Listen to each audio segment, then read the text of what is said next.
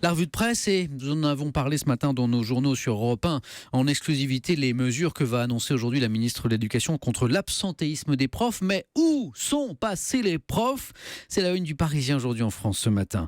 Alors le journal rappelle d'abord, comme nous l'avons fait d'ailleurs, que les enseignants en matière d'absentéisme sont parmi les bons élèves de la fonction publique, avec seulement 6 jours et demi de congé maladie en moyenne par an. Mais tout de même, le journal s'interroge. Chaque rentrée, de nouveaux moyens sont mis en œuvre. Une énergie folle est déployée. Et pourtant, au bout de quelques semaines, la situation semble être la même que l'année précédente. Pourquoi ce hiatus ?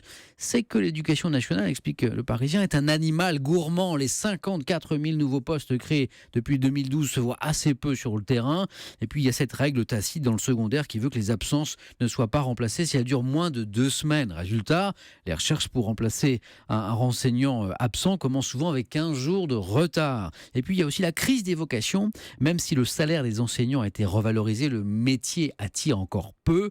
La perspective pour les jeunes professeurs de commencer leur carrière dans des quartiers réputés difficiles n'aide pas au recrutement.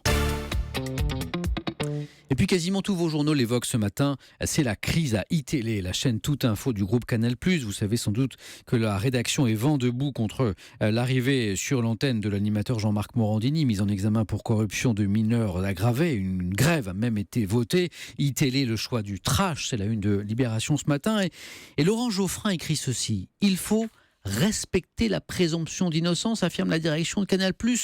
Certes, pourtant, plusieurs ministres de la République, mis en cause par la justice, ont quitté leurs fonctions, quitte à les reprendre quelques mois plus tard, une fois les soupçons dissipés. Les journalistes qui ont si souvent donné des leçons dans ce domaine seraient bien inspirés de suivre cet exemple. C'est la solution choisie par Europe 1, écrit Laurent Geoffrin, qui dérive du bon sens et de l'intérêt bien compris des médias. Fin de citation.